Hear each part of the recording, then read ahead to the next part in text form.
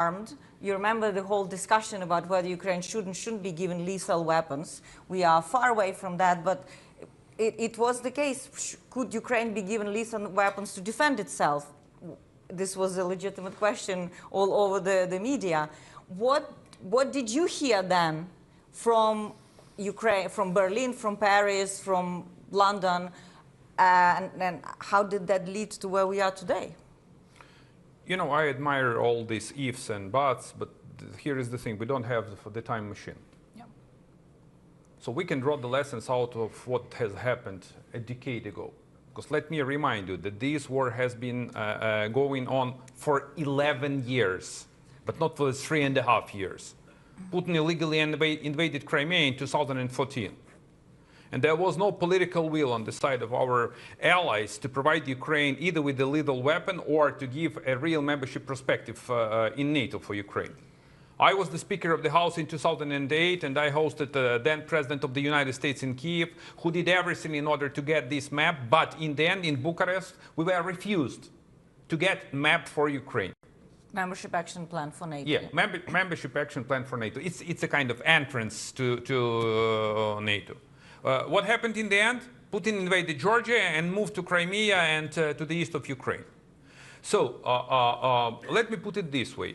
We are well aware this inconsistency and a lack of guts and balls drive us to the situation where we are right now. Right now, we are at an inflection point. Mm-hmm. The price is skyrocketing if we waste the time and if we drag our feet. So here is the lesson. If the West decides, I mean the West, the US administration, the European Union, and the UK, and I really commend the United Kingdom. Yesterday I met your former Chief of Defense, Admiral Radakin.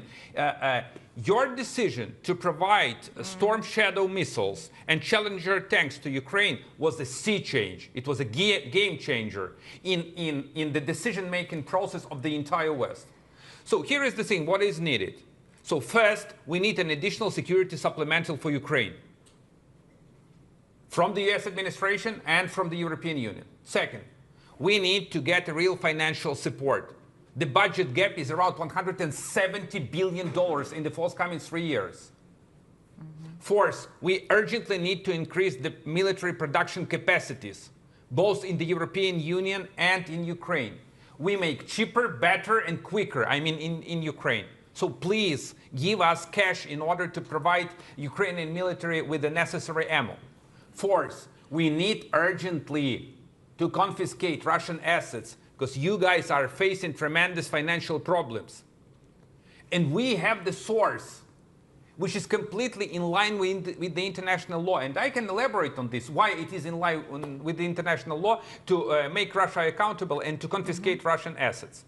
And last but not least, China and India, those who support Russia and those who help Russia to circumvent sanctions. So we need to hold the dialogue with India and to press on China. This is the menu I've got out of these 11 years of indecisiveness, okay, that we faced.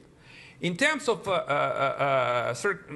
Kir, with all due respect, you said about Russia and Russia's defeat. I know that you worked in Moscow, so you have the reading on Moscow. The problem is I was born in the Soviet Union. I have the reading of Moscovites too. So we have to realize that Russia is not the normal state since 2014, because we are still applying all these patterns of the institution, flag, state anthem, democracy, elected government, Duma. Look, from the time Putin blatantly violated an international law and illegally annexed Crimea, even starting with the Georgia, it became a mafia-style state, chaired by KGB operatives. So, as of now, this state is completely on the war footing. He isn't eager to accomplish this war because in case if he get any kind of ceasefire or peace deal with Ukraine, this will be a clear-cut threat to him personally. Yeah. That's the way dictators live. And we have to realize this. And we still look at Russia as, look, it is the country, it is a P5 member, they created the UN, that it's not no longer. So we have to look at Russia as a warmonger, as a mafia state, which has nothing to do with the real, I mean, normal country, with the normal institutions. Because Putin always used these kind of misreadings. And this is the best way how to play us. If we look, if it quacks like a duck, it is a duck. So it's a duck, okay? Yeah, I think this is important to have a clarity of judgment, to call the spade, like you're basically saying, because part of the narrative power of Russia, which some people are already aware of, previously it wasn't so much even aware of, is in playing with our perception of reality and trying to convince us that perhaps their reading or their version of reality is more correct. And I think this is the danger where Trump is, in a way, where he was validating Putin's version of events, Putin's interpretation of Russian invasion of Ukraine, that, you know, I'm sure will come up in questions. But Kir, would you like to add more things to Arseny's list of what do you want to see, or what should we be watching to know that things are moving in the right directions for Ukraine, or perhaps being warned of that things may deteriorate in the future, near future? I'd like to actually respond to that, not quite with a laundry list, but instead with an underlying principle that I still think we need to apply in a lot of capitals in Europe and in Canada and around the world. Because let's not forget that although this is a global conflict, it is not just in Europe and North America, that there are democracies that stand for the rules-based international order and want to arrest the slide into that global conflict that we're seeing. We regularly interact with colleagues from countries like Japan, Australia, North Korea, South Korea, looking for... They did it. You're right. Looking for ways in which these countries can come together to protect their shared interests, and then realizing with a certain amount of bemusement that there is limited engagement with Europe for understanding the problem and then doing something about it.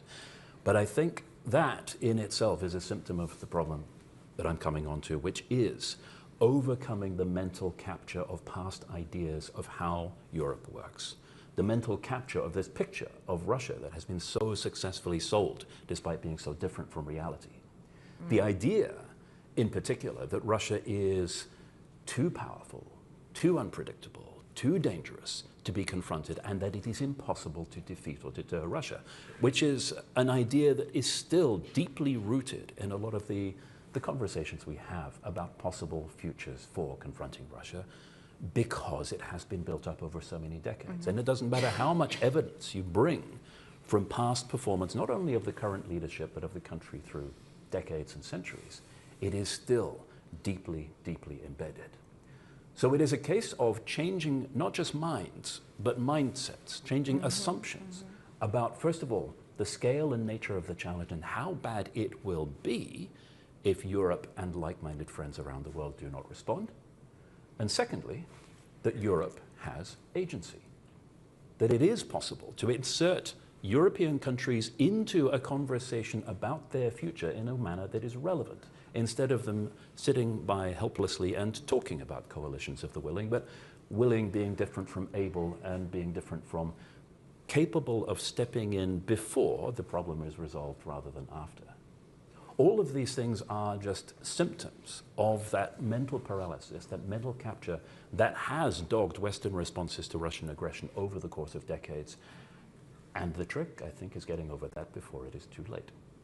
Yeah, I think one of the realizations inside Ukraine, if you go and talk to people, is that there's a clear understanding that Ukraine has opened a window of opportunity to create a different future, both for Ukraine and for Russia, for the same matter, if Russia is defeated in this war in Ukraine.